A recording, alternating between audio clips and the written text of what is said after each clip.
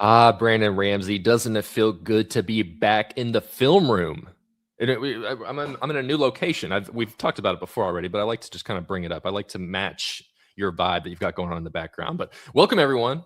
Before I ramble on too much, this is Zoom Action, KSR's basketball film breakdown show. As always, I'm Zach Gagan, joined by my host over there, Brandon Ramsey. We are in off-season mode officially over here at KSR headquarters. Kentucky did finally land its first portal edition of the offseason. Washington point guard Zoom Diallo. Yes, little round of applause, definitely deserved. 6'4" point guard, rising junior. He'll have 2 years left of eligibility. A lot of just pure talent with this kid. Stephen, if you can go ahead and throw up his stats real quick for us from last season, and I'll kind of riff over them real quick. But had a pretty productive season with Washington last year. Like I said, his second year with Danny Sprinkle. Not many wins came with Washington in either year that he was there, but like you see, good numbers kind of across the board there. The 3-point percentage you'd like to see be a little bit higher, but we will touch on that. Especially Brandon will have some takes on that as we go on throughout our show here. But as we always do here with Zoom Action, appropriately named too, like we have to bring that up. I mean, could not have asked for a better player to come and play for Kentucky. Just for our own benefit to have Zoom Diallo running. So we'll get better at the puns as the season goes along with how we can incorporate that a little bit into our show. But good counting stats there. Like I said, the 3-point percentage you'd like to see a little bit higher, but there's reason to believe that it can tick up a little bit while he's at Kentucky. So we'll just kind of go ahead and dive right into it. So Brandon and I both have watched, I'm sure Brandon's watched 150 games already at this point of Zoom Diallo.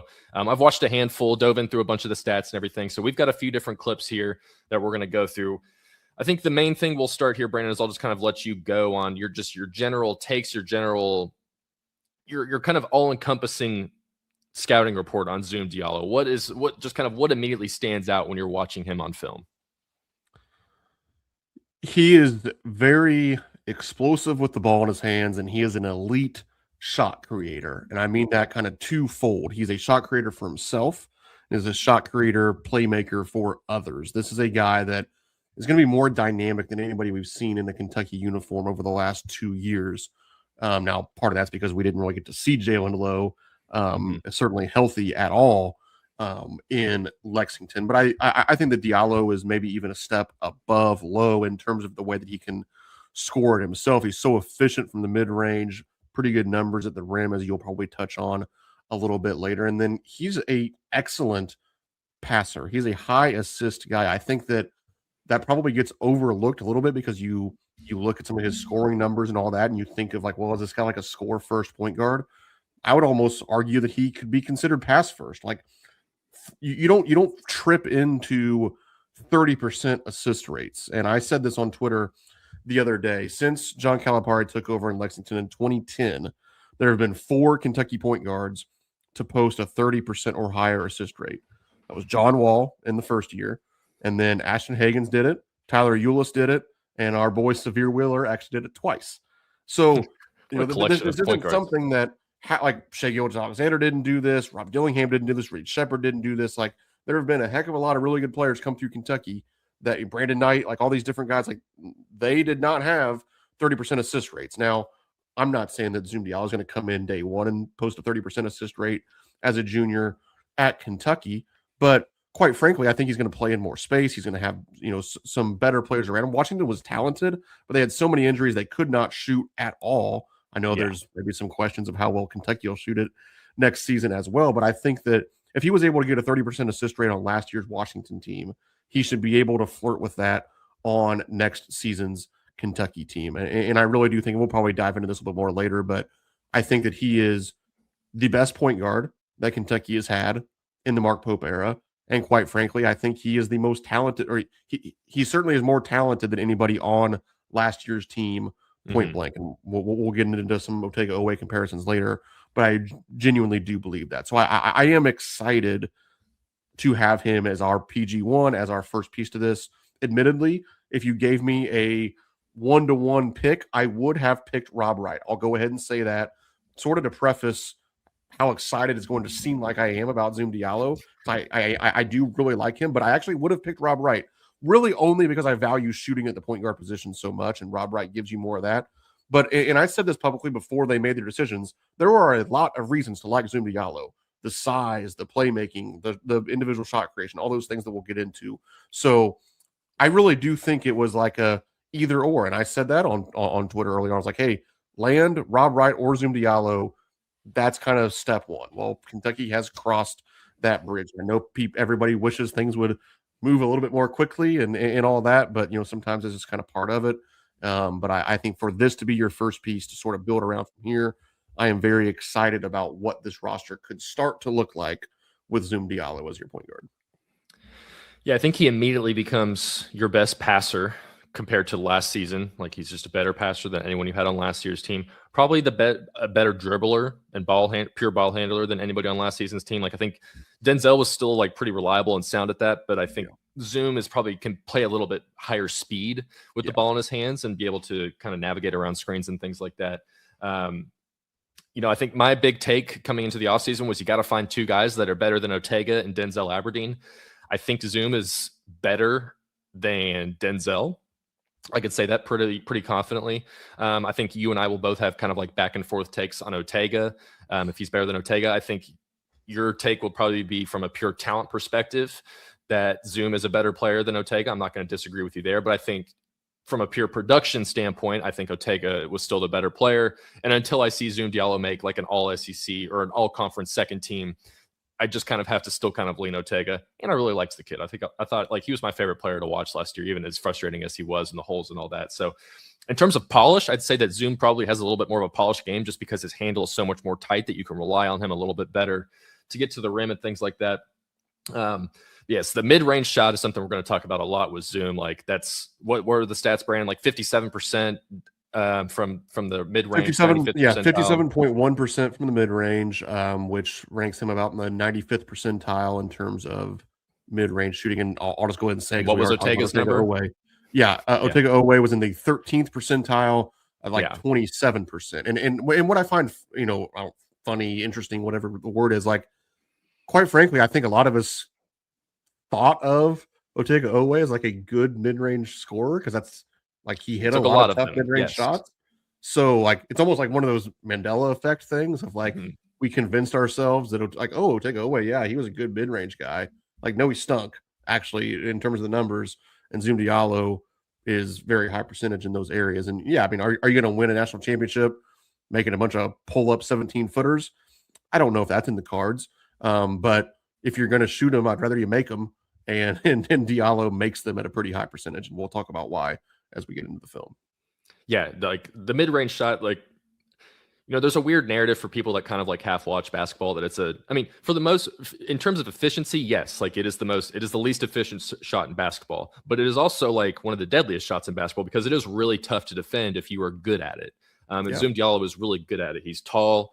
He can get his shot over most guys. Like, we're going to see one where he shoots over a 7'3" guy, kind of in a mid-range type area. And one thing I kind of assumed, or just from reading things and watching highlights, I kind of assumed that he just wasn't necessarily a great finisher at the rim.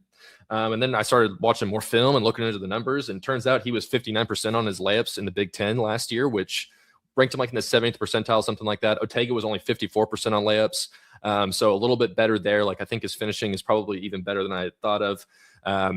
He definitely I'm still not entirely sure if he's pass first or score first. I think initially he's pass first, but if the first like couple passes aren't there, he can go and kind of like into a tunnel vision thing.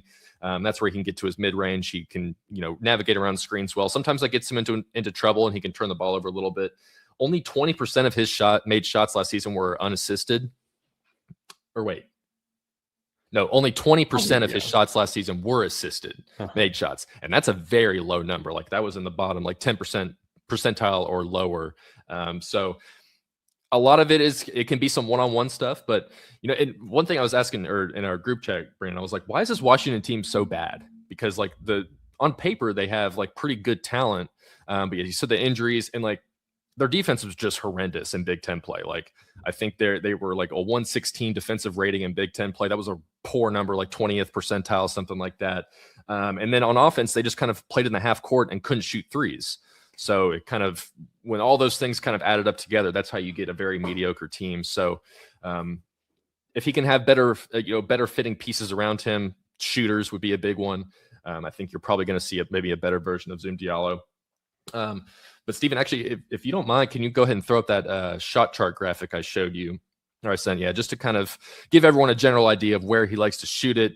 As you can see, there's a good chunk of green dots around the rim there. The right side of the paint, there's a little chunk of red there where that's kind of where I think that's maybe where my assumption of like the rim scoring was a little bit lower than I thought. But generally, for the most part, he is a pretty good to above average finisher around the rim. And then you see the 3-point numbers, like that's just not really his game right now. I think the catch and shoot numbers were better. Brandon, you have some of those. Well, actually, go ahead and tell us those. What were his catch and shoot numbers?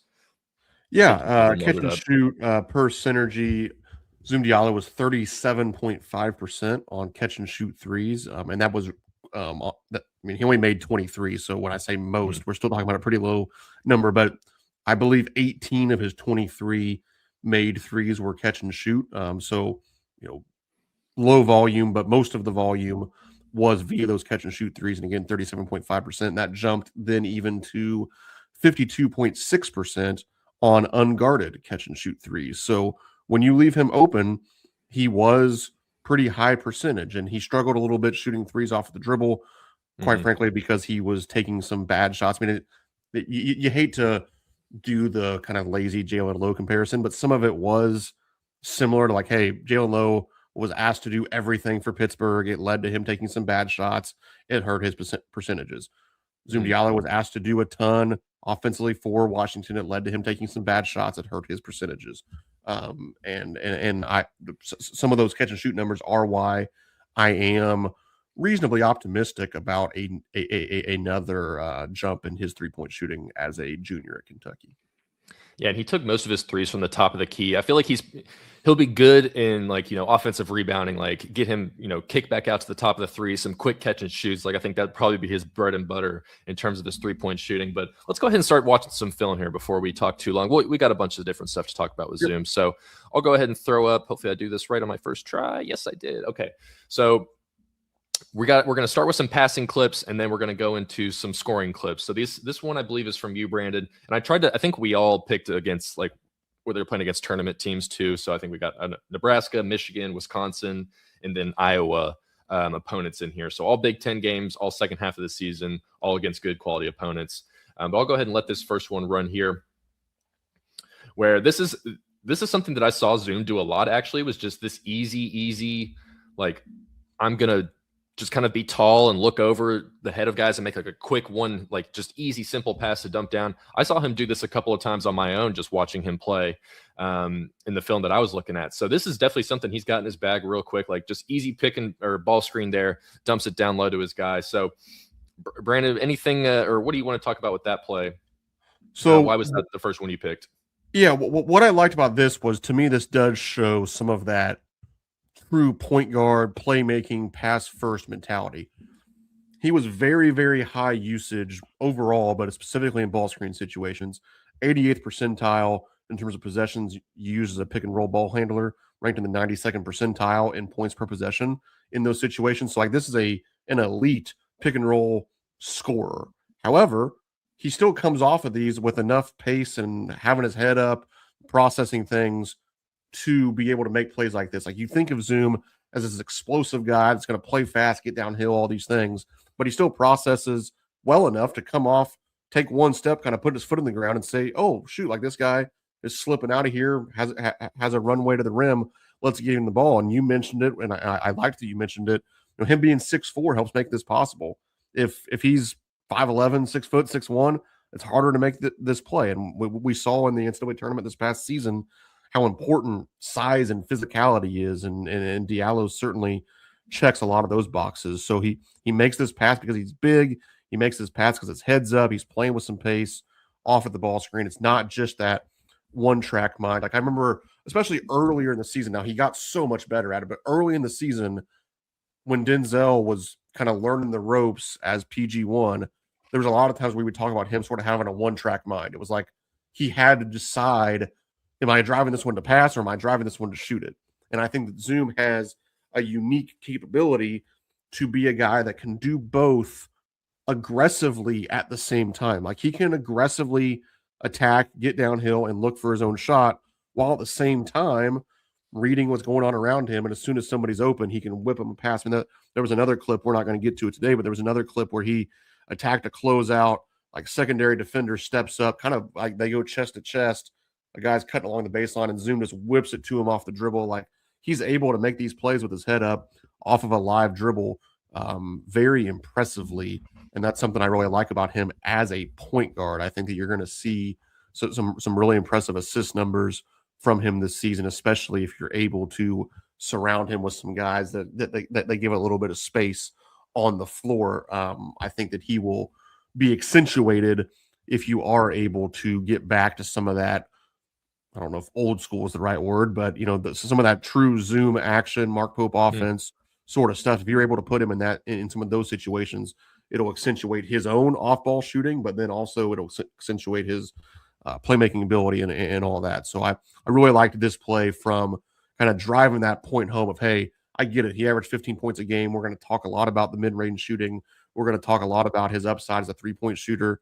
But, man, this dude can pass the ball, and he's going to get teammates open. He's going to put them in positions to score in a way that we have not seen a point guard at Kentucky do, quite frankly, since Severe Wheeler played. Really, I mean, he sets people up at that sort of a level, and I think that's something the Kentucky fans should be excited about.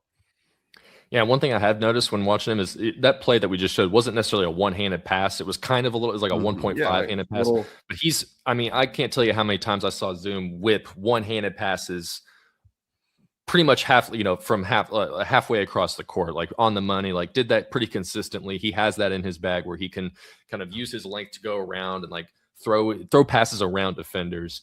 I think you kind of mentioned it, but like getting defenders on his hips and stuff. Like, I think you had a play in your film breakdown in the Wisconsin game where he had a guy on his hip and he was able and that was something that we thought Denzel got better at as the season went along. But again, like, I think Zoom's a faster, more tight, just quicker player. So he can attack those type of areas a little bit better than Denzel could, just because he's a little bit quicker. So like he can hit that first gear a little bit quicker than Denzel can. He's got a guy on his hip. And I think I have a play actually where he's kind of probing, just good at keeping his dribble alive generally. Like I said, sometimes that'll get him into trouble when the defenses collapse on him. Like against Iowa, he had 10 assists in the first half. He had 9 points and 10 assists in the first half against Iowa. And I've got a couple of passes that I'll show from that game. But then the second half, they kind of really just converged on him a little bit more, made him more of a focus. And I think he ended up with like 12 assists or something like that. So, and ended up losing that game. But yeah, he's got a lot of he's just a smart IQ basketball player in terms of knowing when and where to make these passes. So, here we'll go ahead and move right on to the next one here, but I'll let this one play one more time just to show it off, because it is a nifty pass. Like, this is, like I said, like this is something that maybe Colin Chandler could make last year, because he was kind of good at just making those randomly like impressive passes. So not many guys last season could do that. And I kind of cheated. I asked Brandon to do one play or 2 plays total. So but I actually have 2 plays here on one possession, but let me actually back up real quick. So how many times, Brandon, last year do you think we saw successful lob passes at Kentucky basketball? Oh boy. Like 3 times. Maybe 3 times. Yeah, that's probably a good number. We saw a lot of bad ones, a lot of failed ones, a lot of hesitation on fast breaks and stuff like that for lobs. This is twice in 5 minutes. Washington, and this is probably good coaching too, a little bit good scheming, knowing what the defense is presenting. Just 2 really good, like that's a perfect pass on the alley-oop right there. You have to time this one up. I mean, put it in the exact spot that only your guy can get it. Puts it in the exact perfect spot. I mean, the Iowa defender is right there. Great baseline cut from your guy. Like, you could see Cam Williams going and making this baseline cut for a jump. That's the name I was going to use. Yep. Sweet. Look at us. It's like we do a show together or something. And here we go. 5 minutes later, similar situation. They're going to pretty much run the exact same play, like bring a guy up for a high ball screen. He rejects it a little bit here, gets his guy cutting again. Boom. Another easy pass. I think that's the same guy as well that he threw it to on the lob there. So I noticed he's back to back, and I was like, I don't think Kentucky did any of this last year. And Zoom Diallo was able to make it happen twice in less than 5 minutes against a team that, went to the NCAA tournament, beat Florida in the second round, whatever.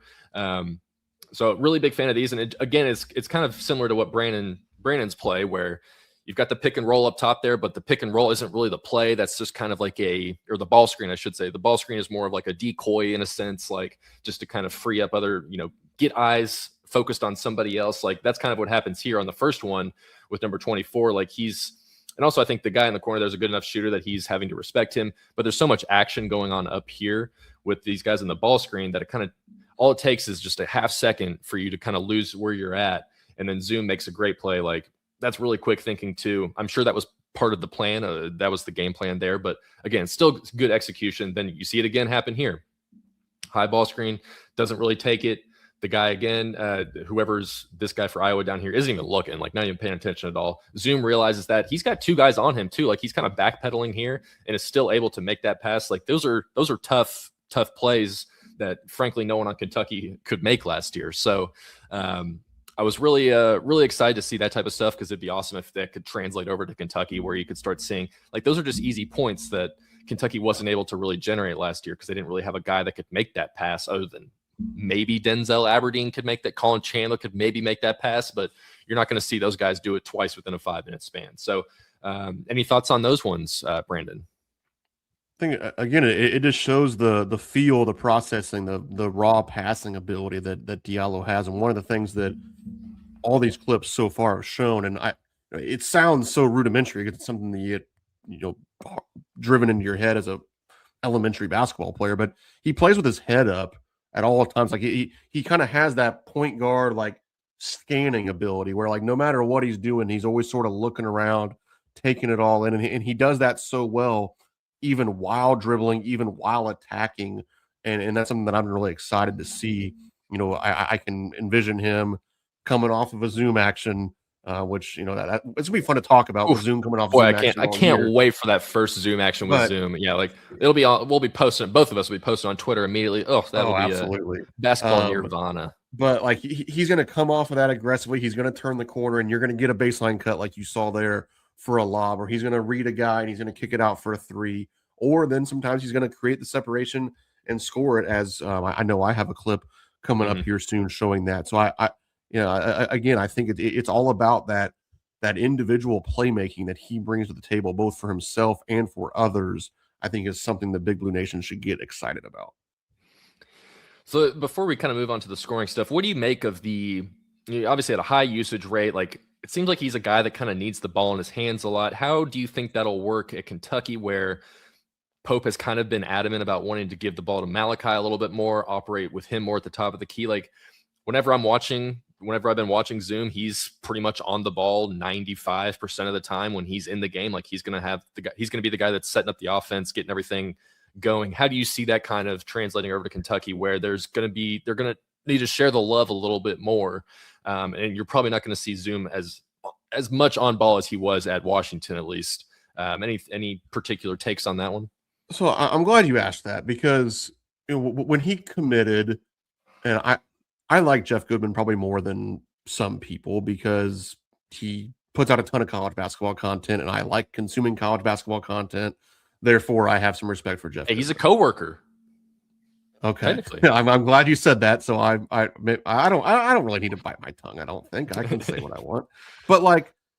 And again, I meant what I said before I even remembered he was a coworker. I said I liked him, so let's remember that part. But like, he prefaced that, yes. No, go ahead and say it. He's been pissing Kentucky fans off for the last 2 days. So yeah, I have a feeling that probably because he cut him out, maybe a little. Like I think Coach Pope made him mad, quite frankly, about something because we all of a sudden got a 24 to 48 hour diatribe from Jeff Goodman of these anti-Kentucky things, and he immediately sort of threw some cold water on the Zoom Diallo thing and talked about how, he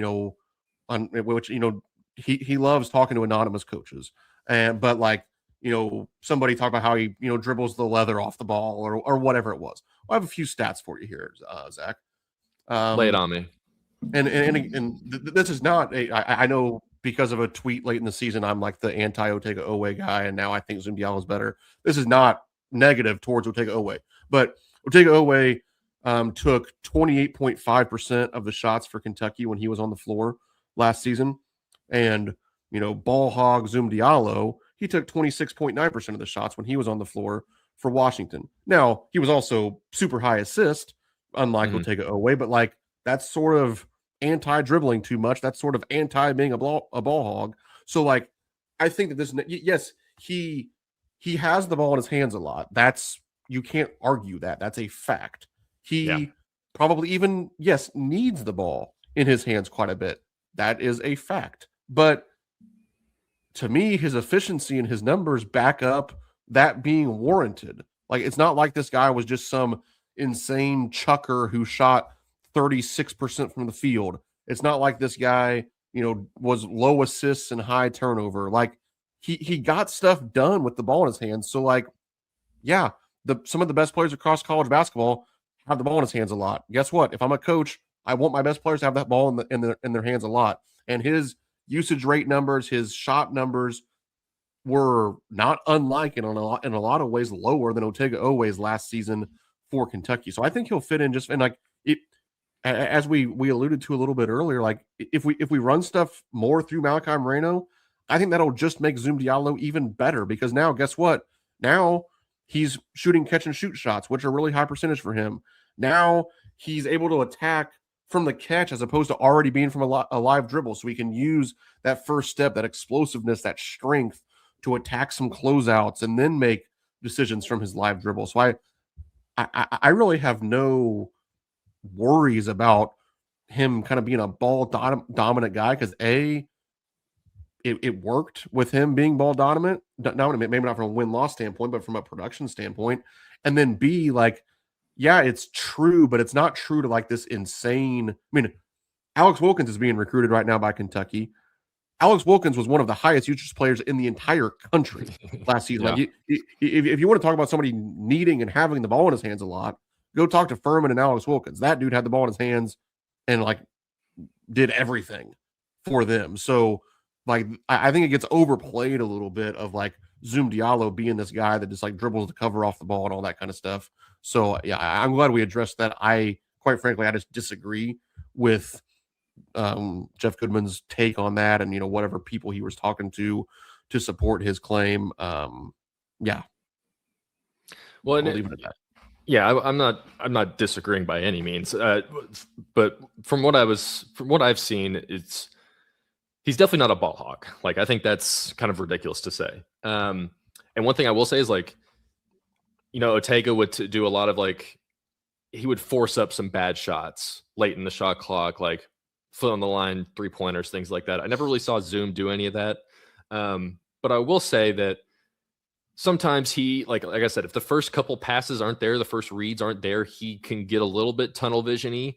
But like I will say, there's, as my cats start yelling in the background there, there was a moment, I think it was in the Iowa game, maybe the Wisconsin game I was watching, but where he had the ball in his hands and he dribbled the entire 30 seconds of the shot clock. They still scored. He scored at the very end. So like, I think there's like, it's all about the purpose of the dribbling. Like, what is your purpose? Are you trying to just like do a bunch of crossovers back and forth, like it kind of felt like Otega did at times? Or are you trying to purposely get yourself into the lane and try and find a bucket, like it feels like Zoom is a little bit better at? So yeah, he's not a ball hog by any means. Like, it feels dumb. Just like, people would criticize Rajon Rondo when he was early in his NBA career. They'd be like, he only hunts for assists so his teammates can score. And it's like, well, did you hear what you just said? Like, that's not necessarily a bad thing. Kind of part of the point.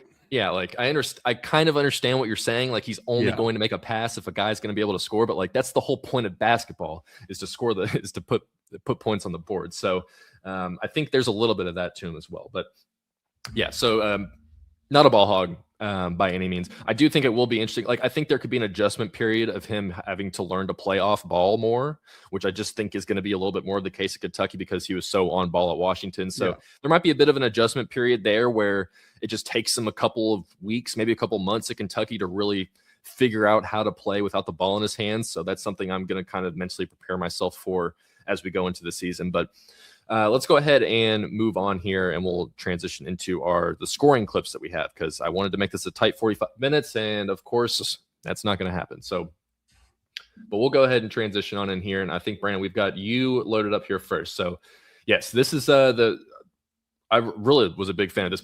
This one was in your film breakdown as well. I'll set the stage a little bit here. You get another ball screen up top here from his big man. just a great job of like navigating through this, like being able to bob and weave around. Like, again, I think Denzel could do stuff like this, but just not at this speed. Like, I think the speed that Zoom is able to do this stuff, like he lives up to his name and all of that. And then to be able to like initiate the contact, kind of push off the 7'3" guy, and Mara, how do you say his last name? Today, Mara. And then to just step back and hit this tough floater or this little step back mid range jumper over the 7'3" guy truly is like an impressive play. So I'll let it run through here one more time. Again, navigates the pick and roll really well right there, and then gets himself into a nice spot where like that's just could anyone like Ortega could maybe make that shot, but again, I don't think he's getting himself in the position to be able to get through this pick and roll like that. Maybe he is, honestly. Like I can actually, maybe I'll take that back and say Ortega could do a similar play to this, but it's not about comparing Ortega and Zoom Diallo. Like they're different players. I'm sorry I keep doing that, but Brandon, why did you pick this play? What stood out about this one? As the resident Ortega hater, I also would say that he would have dribbled it off his foot. But yes, that is a possibility. Yes, but no. What's so impressive here, and you've mentioned it a couple of times, and it's the perfect point that Kentucky has ended up having. Lamont Butler did an excellent job, obviously, in year one as the point guard, exceeded expectations. Denzel Aberdeen came in and did as good of a job as anybody could have humanly asked him to do as, the fill-in point guard once Jalen Lowe went down. But both of those guys, they played with pace. They got things done by kind of being herky-jerky in situations, knowing how to change speeds, being smart, being high IQ. Zoom can come off of some of these things. And you mentioned earlier how Denzel got really good at getting that defender on his butt and kind of, creating separation that way. And Diallo does that from time to time, but he also like explodes and gets to his spot in a way that Kentucky's last couple of point guards just simply haven't had that in their game because they didn't have that explosiveness. They didn't have that speed downhill to really push the pace and put pressure on the defense. And again, you mentioned these clips coming from against good teams. Like, well, here's the national champions right here. And Diallo creates his shots so efficiently here that really from the point of attack, it's 3 dribbles. He takes one dribble kind of right there at the point of attack going left. Then there's one dribble to cross back over to his right.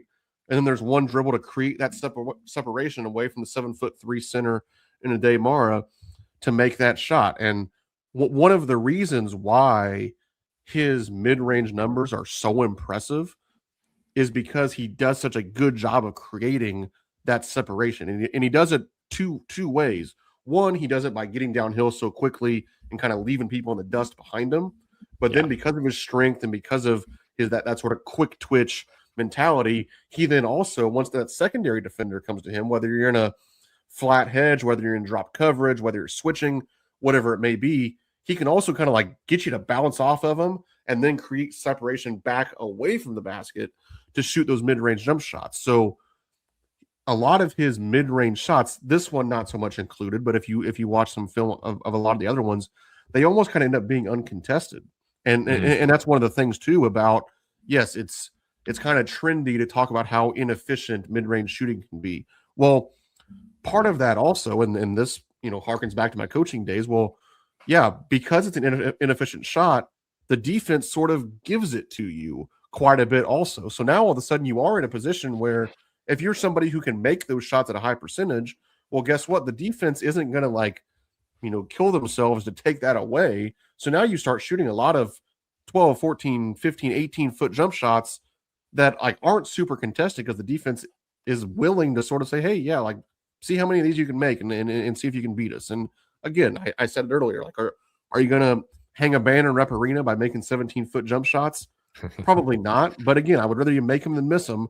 And if that can be part of his game and just that sort of bucket getting approach that I think the best teams need, where, think back the last couple of years of how many scoring droughts Kentucky has had, where it just sort of kind of, goes on forever and you're struggling to get good shots and it's hard to get an easy one. And the only way it seems like you can get an easy shot is for Mark Pope to draw something up out of a timeout that sort of creates it for you. I think that Zoom Diallo at a level that we have not seen the last 2 seasons is going to be able to just be like, all right, kind of everybody get out of the way or maybe set up high ball screen, whatever. And we need to try to get something easy. let's see if Diallo can create a 15-foot jump shot for himself or get all the way to the rim, get fouled, whatever it may be. So I really liked that clip from that. It shows its explosiveness, but also I think the efficiency that he has off of the dribble, where, harkening back to the last point, it's not dribbling the leather off the ball, 15, 20-second possessions. That was efficient, to the point, at the point of attack, one dribble, two dribble, three dribble, score. And that's what I like to see in some of those windows for Diallo, and why I'm excited about what he brings to the table in terms of explosive playmaking ability for Kentucky next season. Yeah, and he's just got a quicker release than someone like Ortega did too. So it's just easier to get these shots off. Like, I think that was probably Ortega's biggest downfall with his jump shot, was just how long it took him to wind everything up. Like, so Zoom is a little bit more reliable in that, and he can get to those spots quicker. And yeah, like, he's really good at just kind of like using the off arm without fouling to just create enough space. And he's strong enough, and he's got long enough legs that he can step back. And so there's reason to believe that all those, like, all the mid-range jumpers will be able to translate pretty well to Kentucky. So we'll go ahead and move on to the last clip here that I have. And this is against, I believe, the Wisconsin game here. So this is the second round, or third round, technically, I guess, of the Big Ten tournament. And what I want to say about this game is Washington was down 16, maybe 17 points with about 8 minutes left. And they got it all the way down to 1 point with under a minute left. And it was pretty much Zoom Diallo and Hans Steinbeck just doing whatever they want while Wisconsin missed a bunch of threes. So the clip I'm pulling here isn't from that stretch, but like that whole game is on YouTube. This game right here, the Washington-Wisconsin Big Ten tournament game. I would encourage everyone to go watch like the final 10 minutes of that game, maybe even 11 minutes of that, where Washington was down big, and Zoom Diallo and Hans Steinbeck just kind of helped will Washington back into the game to the point where they like had a chance to tie it and even take the lead down the stretch there. So, but the play I picked here was, like, I mentioned a play earlier where I think it was the Iowa game where Zoom dribbled the ball for pretty much the entire shot clock, and then it's still like he still found a way to get a point here. So like, this is kind of a similar thing where he's going to have the ball for a long time here. I think he does just like a lot of like kind of rescreen stuff, like trying to get himself into a spot like, okay, just the one screen, but then you get a little bit of a Gortat screen from his big man there. He's able to probe, keep his dribble alive, and you get himself a nice bucket here. So like, could he have passed the ball here? I'm sure he could have, but this was like, he was still in an opportune position. Like, how many, like, do you think that, like, I can only imagine that right here, any Kentucky guard from last season picks up their dribble. Yeah. And then you're probably kind of stuck. Like, I know the playing off 2 feet was big and everything, but sometimes it felt like Kentucky players were leaning too heavily on the fact that they had to play off 2 feet, and it kind of, mess with their brains a little bit. So we'll see if that changes or not, but then is able to like just reverse course, like go around the outside of the paint here. Like I said, he gets a nice little Gortat screen from his big guy there, and is able to just make like, that's a tough little floater over, like a right-handed floater over the Wisconsin defender there. So I really liked this play just because he's able to keep his dribble alive, probe a little bit, go around, like, and honestly, like, Wisconsin did a good job of staying on the shooters. He could have easily passed it out there, and then you're probably just resetting the offense in general from that point. So good stuff, I thought, there from Zoom. Anything about that play that you want to talk about, Brandon, before we start to wind things down here? No, the only thing I would say real quickly is that's kind of sort of what we talk about, creating something out of nothing. This is Washington is needing a bucket. They're trying to make a comeback. They put the ball in the best player's hands. He dribbles around and scores. Like, sometimes you just need guys to be dudes. And I think that I've talked about it, I think probably in our last show of the season for Zoom action going into next year, that I'm evaluating 26-27 Kentucky on who the 3 best players are. I think Kentucky needs to improve on that to have a higher ceiling than we've had in the last couple of years. And quite frankly, I really do think, it might work out, it might not work out. That's kind of the way transfers go. You have to have some luck in order to win at the highest levels in the transfer portal era, because different guys just end up fitting in different ways. And sometimes guys that were projected to not be super big needle movers end up being the best of the best. Sometimes the best of the best end up not impacting winning all that much. And I think that at least with Zoom Diallo, he gives you a ceiling. He gives you a chance to be a stud on a really good team because he has that talent level. If it doesn't work out, that's fine. Then we'll be having different conversations this time of next year. But at least right now, I'm excited about the idea of him being one of our top 3 guys because I think he has a level and some things to his game that, quite frankly, we just haven't seen in these last 2 years of the Coach Pope era. All right, let's talk defense before we close things out here. So, no I don't want to. Zoom Diallo is not known for his defense. Like the all-in-one defensive numbers aren't really favorable for him. I know it was like a kind of a KS board bit where someone was talking about how he didn't have any blocks last season and how that indicates that he has low effort and everything. From everything I've read from people that have followed him and watched him and national folks is like effort is not an issue with Zoom. So we'll see if that kind of stays true to live up. I will say, like, there was I mentioned it on the happy hour yesterday, but there's a stat I saw from Isaac Trotter of CBS Sports. He said that when Zoom is defending guys going to the basket on like shots on drives, I should say. So defending drives, Zoom Diallo held opponents to 6 of 35 shooting. That's 17%. So that's a pretty good number right there. Yeah, it's not like a high steals guy. Again, had the 0 blocks, whatever. Denzel Aberdeen had 3 blocks last season. Like that's in similar minutes. Like that's not what Didn't play hard. Diallo. Yeah. Yeah. Denzel was the only guy that played hard, it felt like at times. So I don't like, I understand what the person on KS board was trying to get at with the 0 blocks, but like ultimately I think that matters like 2% of what his actual impact at Kentucky is going to be next season. So and from what I saw in the film, like I think he's good at staying in front of people. But from what I saw, it just looked like there just wasn't too much resistance on guys. Like when they were driving at him, like I think he was pretty good at like just keeping his hands up and, kind of giving enough of an effort to like not foul or anything like that. But it didn't feel like he was really deterring guys or like, the driving numbers, defensive numbers are good, but like, I don't know how much is that just kind of a luck thing? Like, was that just how it played out? Do we need a bigger sample size to look at that? 35 shots isn't too many. But he's not being brought here to play defense, obviously, but like you just kind of need him to be an average at best on that end of the floor. So I think he can be that, but any big picture takeaways on his defense and how he'll impact it here? I've got 3 things to say about Zoom Diallo defensively. One, no, he's not moving the needle defensively. Like I don't think he's a better defender.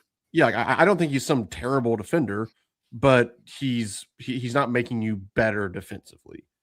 2, I will roll the dice with a guy that's like 6'4", 190 pounds and looks like he's built from granite. Like that's why some of those, opponent driving numbers are probably pretty good, is because he's athletic. He's big. He's big, he's long, he has some strength. Like that makes it a little bit harder at the end of a drive than if you're being guarded, quite frankly, by Jalen Lowe or somebody like that.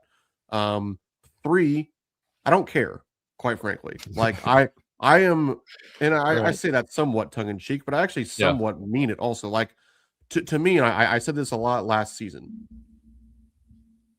The reason that you hire Mark Pope to be your head basketball coach is to be elite offensively.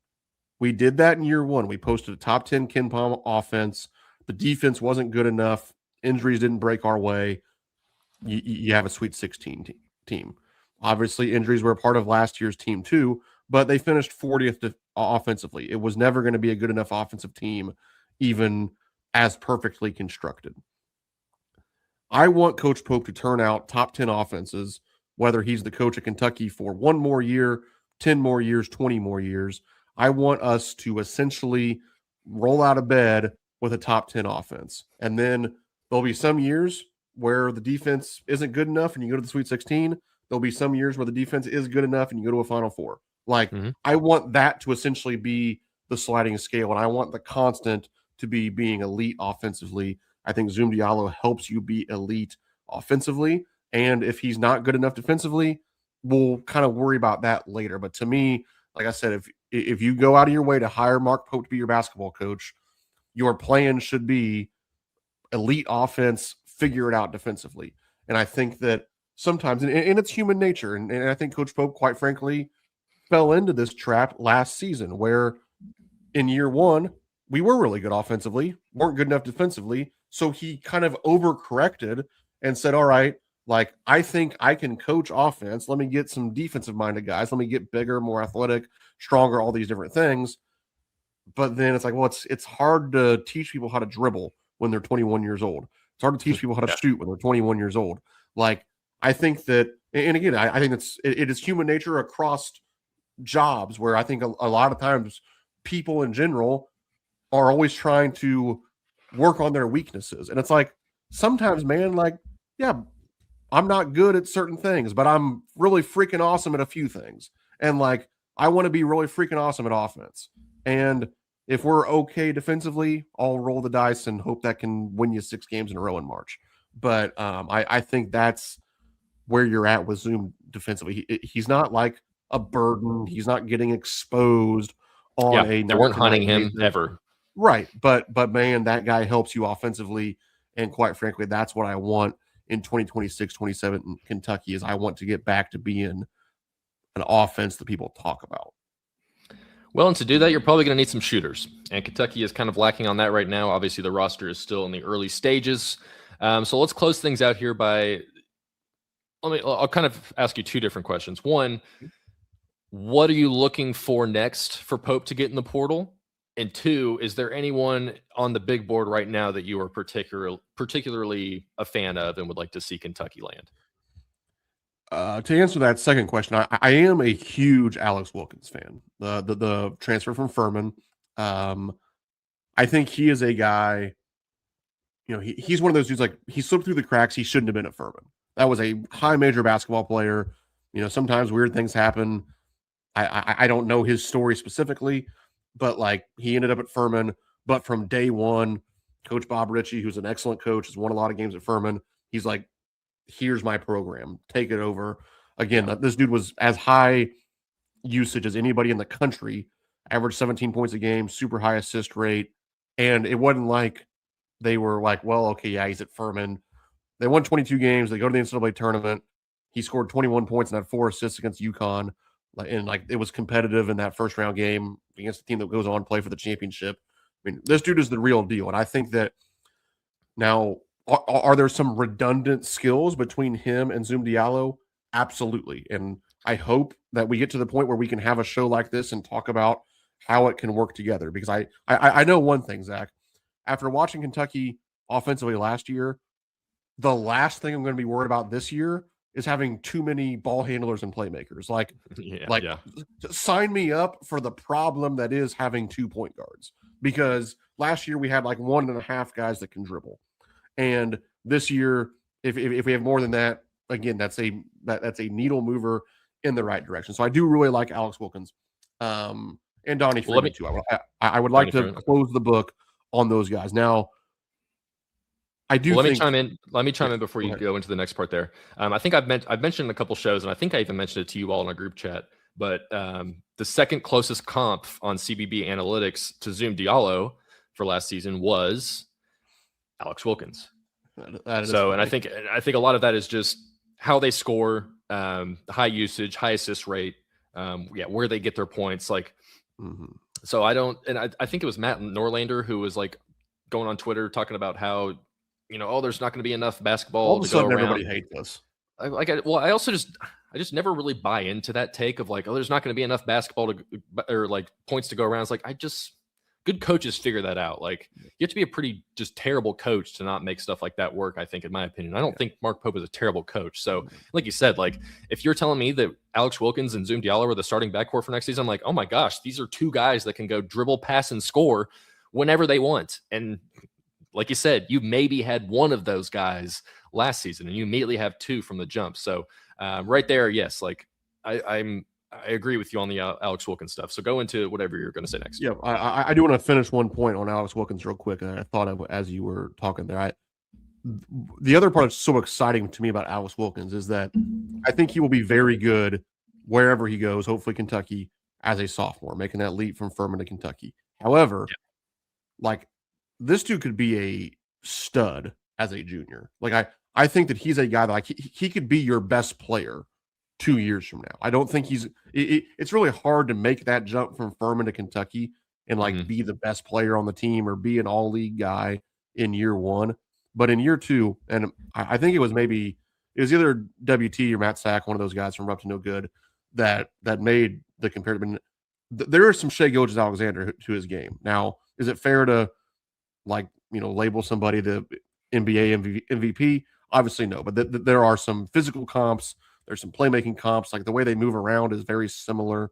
And like he could be that sort of a player as a junior at Kentucky. I really believe that. So I want to land him because I think he helps you get better next year. But then I think that like as a junior, he could be the dude that you're building your roster around if you can keep him for year 2. But then to the other point, yes, I am. To the extent that I am worried about anything as we sit here on April 17th recording Zoom action, I am a little worried about the, at least reported, we know there's not a whole lot of information coming out of the Kentucky basketball offices right now. But if you look at the KS board, KSR Plus portal tracker and all that kind of stuff, like there aren't a whole lot of elite shooters on that list. Now, there's some guys that can make some threes, like the forward from Colorado, like he has some, stretch ability to him. I'm optimistic about Zoom Diallo. Alex Wilkins made, I think, 65 threes last year as a freshman at like 33%. So there's some guys that aren't bad shooters, but like I do want at least one guy coming in next season who is an elite shooter. And especially when you did lose Colin Chandler. I mean, Colin Chandler was a very, very good shooter. He made 75 threes at 41%. Now, I've been active on Twitter talking about how there is a laundry list of guys that shot a better percentage and made more threes than Colin Chandler. I think that the fact that you aren't reportedly like very hard pursuing some of those guys, I think that's a miss, quite frankly. Like I think that you should be identifying 5, 6, 8 of those shooters that are better than Colin Chandler. And if you're Kentucky and you can't land one of those guys, then you have other problems. But like to me, that should be one of our priorities right now. Like, print off the list. It ain't hard. I've already tweeted out the names of guys that made like 85 threes at 38% or better, and go recruit the heck out of them and try to get one of them, and maybe even get 2 of them. So like to me, that's the one thing they're probably missing from a lot of the talks right now is like, who is that pure shooter who like the main thing they do is make catch and shoot threes? Well, they were kind of recruiting a guy like that in Cruz Davis from Hofstra, who was expected to take a visit to Kentucky, and then he committed to Texas Tech last night. He made 40% of his threes, so he's off the board right there. Yeah, I definitely think that they need to add 2 just like shooters.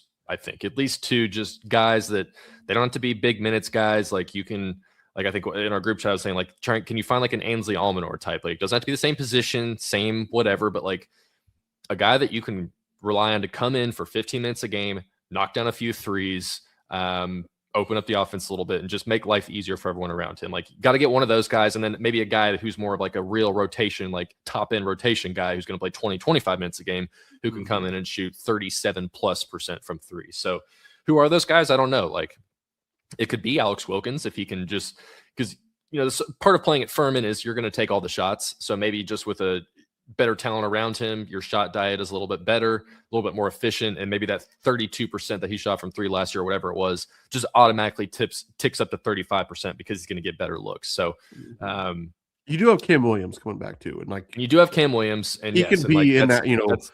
I think we need to consider him in this conversation, and that's probably why I am more okay with like just quote unquote having one of those elite shooters coming in. Is that, quite frankly, I think Cam Williams can be the second one. Now, sure, in a perfect world, let's do it your way. Let's bring in 2 and still have Cam Williams. But I think that, realistically, I think you can get by with, especially if you sign a guy like Wilkins, who's a good shooter, and if Zoom Diallo makes a leap, or if you get the Colorado guy, or whatever it may be, if you have several okay shooters and then a couple elite shooters, one of which can be Cam Williams, I think you can. I mean, what we saw in the Final Four this year, like outside of Illinois, those teams aren't teams that just like lit it up from beyond the arc. I mean, heck, Arizona pretty much punted on shooting threes all season, and they were, wire to wire, one of the best teams in the country. So there's more than one way to do this, and I don't think we have to be like so obsessed with shooting at every position like we might have been even a year or 2 ago. But let's face it, yes, one signee at least needs to be an elite shooter. Yeah, absolutely. Well, and like to your point about, the teams that were in the Final Four, like to kind of counter that just a little bit, like Florida was only bigs, and the reason they lost in the second round is because they couldn't shoot the ball. Now, I No would pretty doubt. much argue immediately that Zoom Diallo and Alex Wilkins would be a pretty significant upgrade in the backcourt than Boogie Fland and Xavier Lee, who, like, if we're being honest, just I think those guys are average at best. Like Xavier Lee kind of lit Kentucky up, whatever, but like, those guys were just not reliable enough, and I'd probably take Zoom and them over them. And so if you pair them with, because what happens if you get Donnie Freeman and then you're plugged in as three starters as Zoom, Donnie Freeman, and Malachi Moreno. Well, your combined 3-point percentage there is probably like 30% between those three, and that's not good enough. So like, then the two other players would probably have to be really, really good guys. Like, is Cam Williams, are we penciling him as a starter immediately, like from day one, or is he probably going to be like the 6th or 7th man off the bench?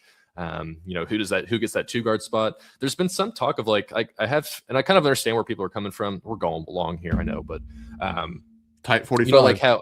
Like how Tommy Haug was like basically the 3 for Florida, and like Yaxel was basically the 3 for Michigan. So like, if you can get these big dudes who can like play, make, and shoot from at the 3, like, is that the way to go? Like, I understand that thought process, but like Yaxel and Tommy Haug are also first-round draft picks. So like the talent level has to be pretty insane. And like, as much as I like this Rankic from Colorado, like he's not going to be a first-round draft pick by this time next year, or like, unless if he is, then that means, and he comes to Kentucky, then Kentucky's going to be really good. But unless those guys are first-round level, like future NBA players, like I think it's hard to try and find those guys first of all, and then rely on them to be all conference type guys. So like, if you want to go extra big and have like a 6'9", 6'10" guy player in your 3, they better be really, really good. And I just don't know how many of those guys are actually available and out there to make that work. But that's kind of a whole separate conversation. So anything else you want to add about Zoom, or anything we've talked about before we wrap things up here? No. I think the only thing I'll leave us with is a little plea for some patience. I know that's, as I said this morning on Twitter, a little bit of a fool's errand with Big Blue Nation, and I get it. Quite frankly, probably more so than I normally am, I was starting to get concerned before Zoom Diallo committed, because I was like, man, like, we're getting these guys on campus, and it seems like that makes it go the other way, and that's not a good situation to be in. Zoom kind of calmed some of those fears, but I do think, this stuff can just change so quickly. And yeah, I think back to the first year. I said it this morning. I mean, Kentucky's first portal commit in 2024 didn't come until April 21st, and then I'm pretty sure there was a stretch in there where we signed 7 guys in 7 days. I'm almost positive that first class had a 7-in-7 stretch. So, like, I'm not saying you're going to do that. I'm not even saying that's the right way to do it, because again, we haven't built a championship team yet. So just doing it the way we've done it so far ain't what we want to do. But just like the mood changed so quickly when Zoom, that bought us kind of 24 hours of happiness. Now all of a sudden people are kind of getting antsy again. Like that's going to reset with the next commitment, and with the next commitment, and with the next commitment. And this stuff can rattle off in a hurry. Heck, there's still 4 more full days of guys to even enter the transfer portal. And I guarantee you there's going to be a couple pretty darn exciting names to still sprinkle in as these rosters start to take shape, because like the back channeling goes the other way too. Like there might be a shooter out there somewhere who's like, hey, agent, like, why don't you, like, looks like Kentucky could use a shooter. Call them and see like how much they might be willing to offer me. Like, the back channeling works that way too. It's a two-way street with these agents. So I'm not worried yet in terms of like the fact that you've only signed 1 guy in the portal. I think that it's going to play itself out. Will it work how we all want? I don't know. I can't say that on April 17th, but there certainly is time to still build a championship roster. If we don't build a championship roster, it won't be because we only have 1 signing on April 17th. It'll be because we can't close on guys. Yeah, and I think that's just kind of the concern, or the general concern, is you got a lot of guys visiting right now, and they're all leaving campus without committing. Like, Zoom left campus and didn't commit for another 3 days, and part of that was the whole Rob Wright deal. So like I understand where the concerns are coming from, but like you said, like, there's plenty of time. Yelovich committed like in June or something last year, May, whenever it was. So like there's always the international route as well, where you can kind of pluck out random guys too. So, but yes, that was I'll an add this hour. real quick. Go for it. Our boy Jeff Goodman, who we already talked about, he said, just an educated guess, Donnie Freeman to Kentucky. This was 3 minutes ago on Twitter. Okay. I mean, I have no problem taking Donnie Freeman. I would like that. I'd like, Yep. from like McDonald's All-American, close with Coach McLean, a lot of just pure raw talent. Like there's the foot injuries that are definitely concerning. But if those are in the past, then you've got a potential like really fun up and down player who can kind of do a little bit on both ends of the floor. So. Kentucky fans are going to love the injury concerns. Yeah. Well, and they were real. Like it was the same foot, different years, different injuries in 2 separate years to the same foot. I forget if it's right or left foot. Probably doesn't matter really, but yeah, that is kind of odd. So yeah, like it's never something you really want to hear or listen to. But anywho, that's going to do it for us here at Zoom Action. We're going to do these for every new commit, every new portal edition. We might this might be later on in the offseason. We'll do like some sort of breakdown of Cam Williams and Malachi Marino, like the returning guys, like maybe group those into one video or something like that. But we'll kind of touch on all that stuff. So busy offseason ahead. Hopefully we're doing a lot more of these videos in quick succession. But until then, we will see you all next time. Thanks for tuning in, and go Cats.